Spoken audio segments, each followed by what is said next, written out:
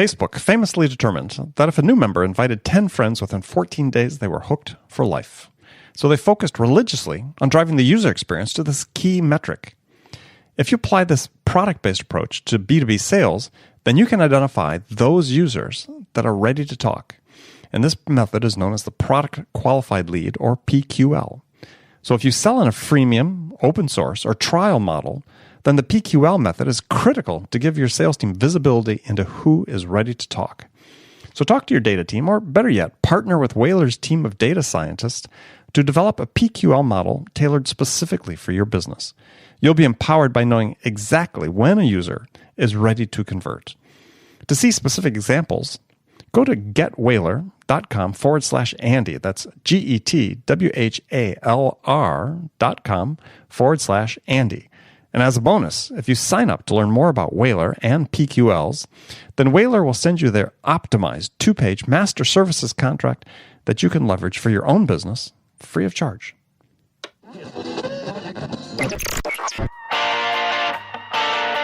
It's time to accelerate. Hi, this is Andy. Welcome to another edition of Frontline Friday with my regular and very special guest, Bridget Gleason.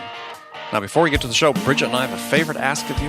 Really appreciate it if you took time right now to leave a review for this show on iTunes. And while you're there, click the button, subscribe to Accelerate. Make sure you get Frontline Friday automatically each week. Also, we need to hear from you. More specifically, we need your sales questions. I mean, what can we answer for you? What challenges do you have that we can help you with? So go to accelerate.fm/frontline and enter your question there. Each month, we're going to select one listener's question to be the question of the month. And the winner will receive a $50 Amazon gift card. So remember, go to accelerate.fm/frontline to give us your question and maybe win $50. So Bridget, how are you today? As usual, I'm doing great. Great. I'm doing fantastic. And where are you today? Boston. Today I'm in Boston. Yes, I'm not doing as much back and forth. I was in Tel Aviv not too long ago, but back in Boston, it's starting to get a little chilly. Isn't that nice? So it is sort of nice. I'm surprised that I'm saying that, given my California roots, but there's something about the change of seasons that's actually really nice. Just kind of entering a different stage. So I'm enjoying it. Yeah, I mean, we had, as your weather in Boston, not too different than New York City. And in Manhattan, we had this extended summer. I mean, October was hot. And I was just like, even though, like you, I'm mostly from California, but been in New York long enough now that psychologically it's like, okay, well, it's our 1st of October rolls around. You want to start cooling down. And it's you look outside and on like an overcast day, it looks like it's cold. But you walk out, and there's not people, I'm convinced, get dressed in New York in the morning. They look outside and they think, okay, it's this time of year. That must call for, long coat, sweater or something. And then you walk outside and it's 80. And I'll see people, they're convinced, it's just like, it's the season. I'm going to wear this. Gosh darn, I'm going to wear these clothes. Whether it's hot regardless. or cold, regardless, because it's that time of year. So, but for me, it was fantastic because morning runs in Central Park. Beautiful. When the weather's a little chillier. And last week I run on a run and see these lights shining brightly like a playing field or something lit, and walk down, and it's the Woolman rink, the famous ice skating rink in Central Park that they had already frozen, and there were young kids out there with their coaches doing figure skating lessons at 6 a.m. But it was nice. That made it feel like fall and winter. Isn't that great? Yeah. So, well, very cool. Very cool. So I thought today we'd tackle a topic we haven't talked about before, which is happiness. You say that like you're longing to be happy. Oh my God. I'm saying it, Andy, because I think about it a lot. And I think about it as it's something I think is, I think it's really important. I think it's something that I definitely work on a daily basis. I mean, I'm happy. Like I'm fortunate that I typically go to bed happy. I wake up happy. My resting state is happy. But when things are difficult or when there's stress, and there's a definite amount of stress as a VP of sales, I really want to be imperturbable. I want to be able to go with it and not let my internal state be rocked. So I love this topic. Okay. And we're giving you 5 bonus points for saying imperturbable. I do. I get it. Is that a big word? Yeah, I think so, yeah. We'll write that down. But I mean, that could be a Scrabble word for the day. You may be the winner. So, all right. Excellent. All right. Well, the reason this topic came up is because I'm reading this book. I really am enjoying it. I'm not completely through it, but the book is called The Happiness Track. And the subtitle is How to Apply the Science of Happiness to Accelerate Your Success. And written by, I believe, a professor, psychiatrist at Stanford University named Emma Seppala. And it makes a very strong case that we have to have everything sort of turn on its head. We tend to think that life and work becomes this rite of passage, and if we're not stressed, then obviously we're not trying hard enough, right? And that the only way to really succeed is to always be on, always be connected, and what she's saying is that the science is really showing that that's the opposite is true. Is that if we're coming from a place of calm, a place of centeredness, a place of focus, that our ability to be more successful at work as well as in life goes up. So I thought we'd sort of talk through some of the points that she raises, and I'd love to hear them. I think this is so important I just think for myself to have a great life. I don't want to be stressed. Sure, but I mean, this is usually a show about sales, and certainly in the current sales environment, as we see the model changing more inside sales, more data-driven, more metric and KPI-driven, that I believe the level of stress all up and down the chain in sales has been ratcheted up fairly substantially. And I believe it's ultimately self-defeating for us. So, but anyway, we'll get to that. But so early in the book, she talks about some studies that have been done about stress, and that one that was done within the last couple of years claimed that 58% of people surveyed, and it's a fairly broad national survey, claim that self-report, their level of stress is rising. That's just, across. And then Gallup did a poll fairly extensively, the Gallup organization, in 2014, of people at work. And their findings were that 50% of employees report that they are unengaged at work. So that's they're present but uninspired.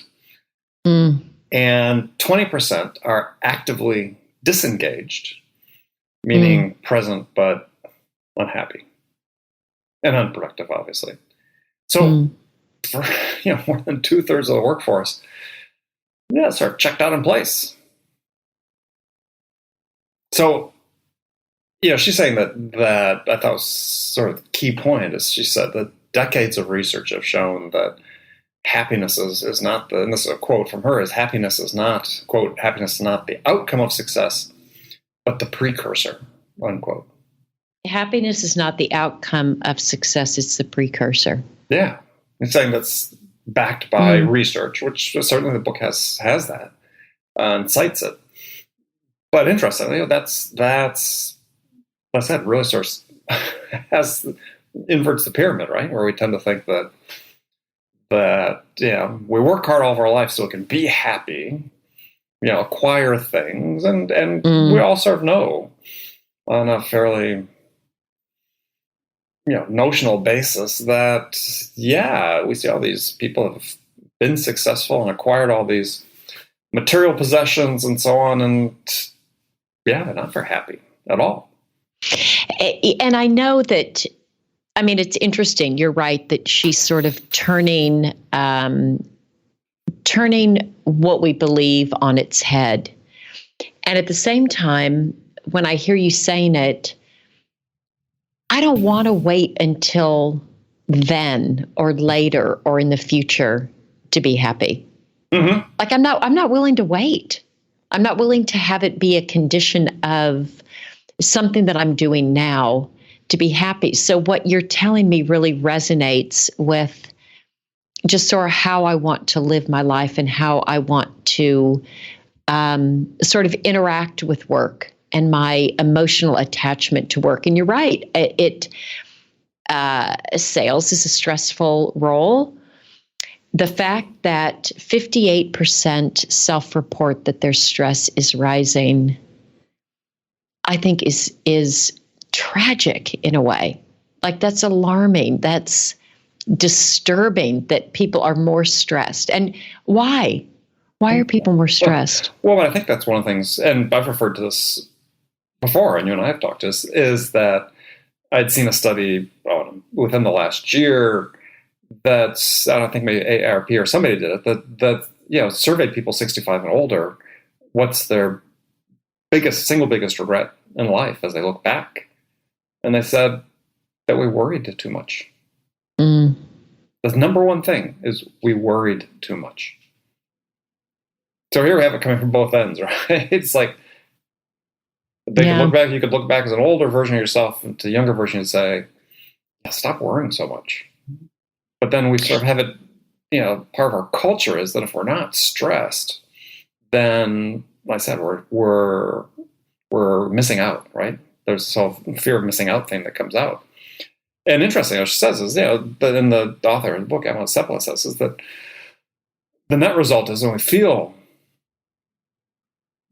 burnt out, right? When she used a phrase that we accept overextension as a way of life, right? Because we're always connected, we're always on, we're always email, texting, social media. And even if we're doing that from, somewhat even of a pleasure or recreational basis, it's still creating stress. That when we get burnt out, when we reach the end of the sort of the line, we blame ourselves for it. So it sort of becomes this self-perpetuating, create more stress over the fact we're stressed out. Mm. Do you feel like your stress has risen? Like, would you be part of that 58%? No. I mean, I think that, and there wasn't a breakdown by ages and so on, but I think that, I think I felt stress more when my kids were younger. And I was at a different stage in my career. So no, I don't feel it in the same way. Maybe I'm insulated against some of it, but I still feel stress because I've got things I'm trying to accomplish, in my life and for my family and so on. So it's not like it ever goes away, but I don't carry it the same way I did before. And I think that part of that is just experience and age. It's one of the benefits of age. I think there may be a lot of things that aren't good, but that's definitely one of the benefits of age is just being able to contextualize perspective. Things. Perspective. I love this. You said you would recommend the book? Oh yeah. Yeah. I mean, based on what I've read so far, it's I'm having a hard time putting it down. I've just been really busy and traveling this week. Stressed out, haven't been able to read. And what would you, thinking about our audience here, sure. And I just finished one-on-ones with one of my sales managers, and he was telling me that, the team is feeling a lot of stress and, and just, are we going to hit the number? Do we have enough leads coming in? And all the usual things that salespeople, and I feel too, like I understand that. How would this author, what would her recommendations be? Like how? Well, she lists 6 myths of success, and so let's go through this quickly. So one is never stop accomplishing. meaning you always got to be moving up, right? Always got to be moving forward. That you can't stay still for a second, right? Number 2 myth of success is that the first one doesn't seem like a myth to me. Wow. I didn't know that. No, and I guess it's an interesting one because I don't feel like I need to keep accomplishing in order to be happy, but maybe I do. Maybe I do feel that, actually. Well, it depends where you come from, as you said, how you contextualize it. Because for me, I'm reading this book because I came across a reference to it in a blog I was reading. Why was I reading that blog? Actually, it was I think linked from 2 blogs I'd started before that. I kept seeing interesting links. I'm just curious, right? For me, It wasn't about fear of missing out on something. But I think she says that a lot of this, never stop accomplishing is not people who are just, naturally curious and want to keep on learning, but people feel that they have to, right? And I think that's that's different. It's very different as opposed to, I think, there's being wanting to and feeling that you really want to learn something and you're, I'm just going to go down, follow these breadcrumbs and see where they go, as opposed to, oh my God, I've got to be learning this. I got to spend an hour today reading this because if I don't, there's a consequence. And that's, the motivation is hugely different though. Right. So the second one she talks about is that there's a myth that you can't have success without stress, right? That we just have to suck it up. And what she talks about is that, stress is unavoidable in life, but we have to learn how to rebound from stress. That's how she really defines resilience. She gives this example about comparing us to, let's say, like what's the name of like a springbok, I guess, African antelope that's being chased by a lion, is that, they have the fight or flight reaction. But as soon as they have avoided the lion, assuming they do, then they immediately go back to a calm state. They're not sitting there thinking about, oh my gosh, was I lucky I got away from him that time? And what am I going to do to make sure it doesn't happen again? Which is what we do as people, right? And so she says, one of the lessons she gets into later in the book with breathing exercises and so on is, how do we return ourselves to a more natural state between moments of stress, as opposed to just being on a high flat line all the time, or an ascending scale of stress at all times. Yeah, great one. That really resonates. It's as I said at the opening of this episode, that my resting state is happy. So if I have a way to continue to get myself to that resting state, that's good. Yeah, there's going to be peaks, but sometimes it takes me too long to get to that, to get back to that place. Yeah. So that number 2. Number 3 was, we have this myth that we need to persevere at all costs. We need to work until we're exhausted. Don't stop until we drop.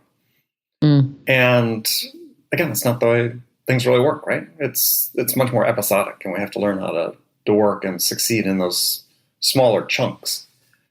The next one I found very interesting, and we've talked about this before, is one of the myths of success is that you have to really focus on your niche. You have to know and absolutely everything, and basically almost ignore everything else except what you're specializing in. And I've lived by the words of this Thomas Huxley we talked about before, who, great quote was, you want to know something about everything and everyththing about something. And I think that's a great quote. Right. It's a great quote. A much better way than just, because what you're doing is, part of the reason your stress goes up when you put all of your eggs into one basket that way is, what if it doesn't work? Yeah. Her next one, number 5, was, a myth of success is you have to play to your strengths. But the implicit, as she points out, the author, the implicit message there to play to your strengths is avoid your weaknesses. And really you want to strengthen your weaknesses. as opposed to avoid them. And so that becomes stress inducing for people. If I get put into a situation where I have to speak in public, right? I don't mind selling to somebody, but I don't like to speak in public, let's say. That's not my problem. But I know lots of salespeople, right? They'll stand in front of 2 or 3 customers, no problem, but put them in front of a room of 100 people. So let's just use that example, right? They'll avoid public speaking. But maybe that'd be the best way to take their career to the next level. And then the last thing she said, a myth for success, is that it has to be about looking out for number one, as opposed to serving others. And obviously that plays big into sales too, right? If we're in sales and our whole motivation is I've got to hit my number, as opposed to what am I going to do to really help my customer succeed, then that also then becomes very stress-inducing as a barrier to happiness. So I thought that was interesting because the net impact of all those things is certainly one is they really harm and impede our ability to connect with others in a productive fashion, right? Because she points out what is happiness? Well, happiness is basically a state of heightened positive emotions. And so those emotions help us connect with other people, right? When we're happy. Part of the reasons you're successful in sales is you're happy. And that she refers to in the book as that science is showing that's actually contagious when you're talking to another person. Yeah, I had said to our VP of Customer Success is a really upbeat, optimistic, happy person. And every time he comes in, he's always got a big smile on his face and how are you doing today? And it's great to see you. And I asked him yesterday, I said, Boaz, do you wake up happy? And he said, oh, Bridget, yes, I wake up and I think, oh my God, I'm here. I made it to another day. Yes, I'm happy. And he said, why are you asking me that? And I said, well, I tend to be the same way. And I really enjoy, I always look forward to seeing you because moods are contagious. And I know that when I see you, regardless of my mood, you being upbeat, optimistic, and happy, it just lifts me. Mm-hmm. And so I just appreciate it. I look forward to it. I know that my encounters with you are generally positive. He's upbeat and happy. And it's so helpful. That dynamic is so helpful. And I find for me, it's, like I said, I look forward to it. It helps me very tangibly. Yeah. Yeah. Well, and I think if you think about the benefits of happiness, and certainly the author spells out some, which is that she sort of divided into 3 categories. One was, an intellectual level. Being happy helps us learn faster, be more creative, better problem solvers. Psychologically, it helps us be more resilient, bounce back from stress. Socially, obviously, helps us connect and strengthen relationships. So I think we sort of put this back into a sales context, and we think, okay, think about our SDRs, who unfortunately, they're entry-level jobs, and they're oftentimes positioned as, you just got to come in and gut it out and work your way through it. And given sort of the turnover rate, which average duration is about roughly 12 months now on average for SDRs. Right. These aren't happy people. They may be happy the first couple months, but I mean, if it's only lasting a year, you got to, at best, they're happy for half the time. And then it's like, oh my God, what's next? And that gets communicated to prospects. We think that doesn't have an impact on their ability to do their jobs well. Of course it does. And so these are the people we have at the sharp end of the spear for us, right? They're the ones out making these initial contacts with our customers. And I'd be willing to bet they are the least happy people in the organization. I don't know if that's true. Well, well, think about it. I am thinking about it. Yeah. I mean, on balance, So I said, you got your reps. Yeah, they've got their KPIs. They got their metrics. They got to make these calls. Success rate is pretty low. Yeah, just because there's volumes involved here. It's a really tough environment. And I just wonder, I'll ask the question. I mean, you deal with this on a daily basis as well. Are we putting them in a situation from a quote unquote, not that we can be responsible for people's happiness, but creating an environment where this attention to happiness puts them in a better position to succeed. Well, I haven't read the book, but I think happiness, from other things I've read, is so largely internal and has a lot less to do with your external circumstances. It's the story that you tell yourself about the job that you have or the situation that you have. So I don't know. I don't know that necessarily they're less happy. I agree it's a grueling job, but I don't know. I guess I would say that sales is a grueling job. Well, yeah, and I didn't want to just focus on SDRs. I mean, I've worked for managers who, seem to take delight from making life a living hell for everybody on their sales team. Yeah, which I don't get. But you've I'm sure read stories and studies about the. We don't really have people in toll booths anymore. We used to. Now it's all automated. You go fast pass, you go through. But when you used to have people in the toll booths, it wasn't that long ago. And there were some, they were unusual, but there were some that were just surprisingly happy.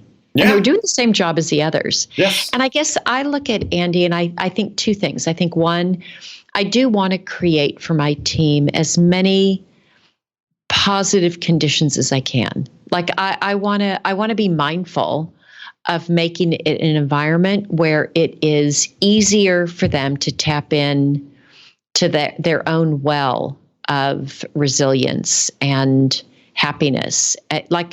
So I want to make it easier as opposed to harder. And I think for myself too, is I want to be, again, back to my big word, imperturbable. Like I like how I can't wait to read the book. I like how she talks about, these animals in the wild, that they'll have some condition of stress, but it's really how quickly they can get back to baseline. How quickly can I get back to happy self before, the next stressful event? So I guess for my team, I want there to be less stressful. If I can help prevent stressful events, which I can't prevent all of them. No, well, they're a fact of life, right? Especially in sales. All the time. Yeah. Well, and just a few minutes we have left, she talks about 6 keys of happiness, which she goes into depth in the book, but as one is learn how to live in the moment.